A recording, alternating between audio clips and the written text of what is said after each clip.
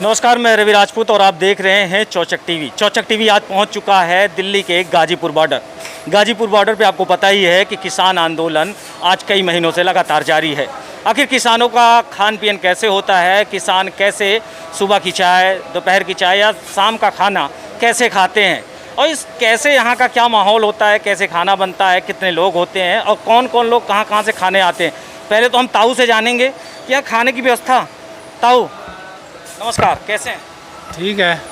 बारिश बहुत ज़्यादा हो रही है, बहुत जो हो रही है और खाना भी बन रहा है काफ़ी मात्रा में। हाँ खाना खूब बन रहा है खूब। अच्छा, मतलब ये जो खाना है सिर्फ किसानों के लिए है या फिर जैसे बाहरी लोग पत्रकार भी आते हैं, उसके अलावा बहुत सारे आते हैं? हाँ सभी के लिए। सभी के लिए। हाँ जैसे हमने अभी देखा कि रोटी की मशीन है, हाँ। मतलब कुल मिला के हमें लगता है कि सूखा आटा डाल दो, हाँ। रोटी एकदम बन के निकल जाती है। हाँ जी। ऐसे सब्जी तो बड़ा करा एक दिन में कितना चला जाता है भोजन? बहुत चलता है। 2500 चपाती बनाती है ये मशीन।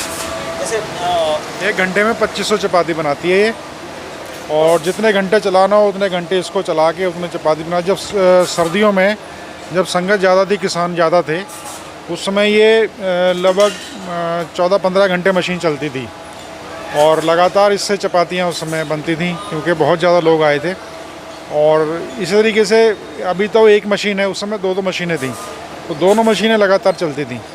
ऐसे ही हर लंगर में, यहाँ 25 से 30 लंगर हैं, सारे ही जितने भी लंगर हैं सब में एक मशीन, किसी में 2 किसी में 1 मशीनें हैं। तो उस हिसाब से जो है मशीनों से ही चपातियों की पूर्ति हो पाती है। अगर ऐसे बैठ के बनाएंगे, तवे पे बनाएंगे तो पूर्ति नहीं हो पाएगी। नहीं तो जैसे यहाँ पे बनाने के लिए खुद किसानी है, किसानी मेहनत करके बनाते हैं। ये सब किसानों के बच्चे हैं, ये कोई टेक्निकल नहीं है, लेकिन ये सीख गए हैं ऐसे, क्यों खेती करते हैं तो वहाँ पर भी सब मशीनरी से सामना होता है। ट्रैक्टर है और थ्रेशर है और कंबाइन है, इस तरीके की जो मशीनें होती हैं, तो एक बार जिसको ये चला लेते हैं तो उसको फिर ये सीख जाते हैं एक ही बार में, तो दोबारा से उसको फिर बताना नहीं पड़ता। वैसे ही मशीनों का है, इनको किसी ने सिखाया नहीं है, किसी ने ट्रेन नहीं किया है, क्योंकि ये 80% इंजीनियर खुद ही हैं ये किसान। अच्छा, ये जो खाना बनता है तो कुल मिला किसानों के लिए होता है या फिर बाहरी आदमी, जैसे पत्रकार भी बहुत सारे आते हैं और बहुत सारे बाहरी लोग आते हैं, आधे तो खाने के लिए आते हैं कि चलेंगे किसानों के बीच में खाएंगे, उनके आंदोलन में भागी बनेंगे? देखिए ऐसा है, ये गुरु का लंगर है, ठीक है, गुरु का लंगर सबके लिए होता है। हाँ, तो गुरु का लंगर कहीं बाढ़ आती है वहाँ भी लगता है, और कहीं आपदा आती है वहाँ भी गुरु का लंगर चलता है।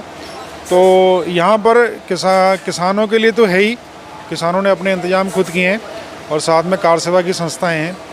यहाँ पर कोई भी आएगा उसके लिए मनाही नहीं है। अभी लॉकडाउन चल रहा, जैसे अभी भी चल रहा है, तो बहुत से लोगों का रोज़गार छन गया, इसमें रोज़गार नहीं रहा, वो बेघर हो गए।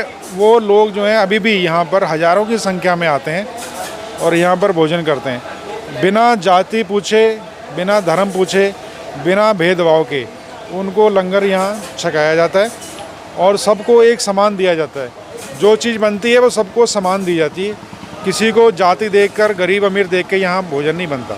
नहीं, यही तो खूबसूरती है किसानों की और गुरुदेव की, यही खूबसूरती है कि हर इंसान को सामान्य देखना। बहरहाल ताऊ, हम एक बार घूमना चाहते हैं और देखना चाहते हैं कि कैसे और मतलब रोटियां बनती हैं और कैसे सब्जियां बनती हैं। जैसे तो आप देख सकते हैं कि बहरहाल रोटियों की सुविधा कैसे होती है। हमें लगता है कि एक सूखा आटा डाल दिया जाता है और सूखे आटे के तहत और रोटियां एकदम पकी हुई, एकदम देख रहे हैं लाल रोटियां निकल रही हैं। ऐसे ही सब्जी है उधर, और बहरहाल कैमरामैन से कहेंगे कि नज़दीक आएँ और चपातियाँ दिखाएँ।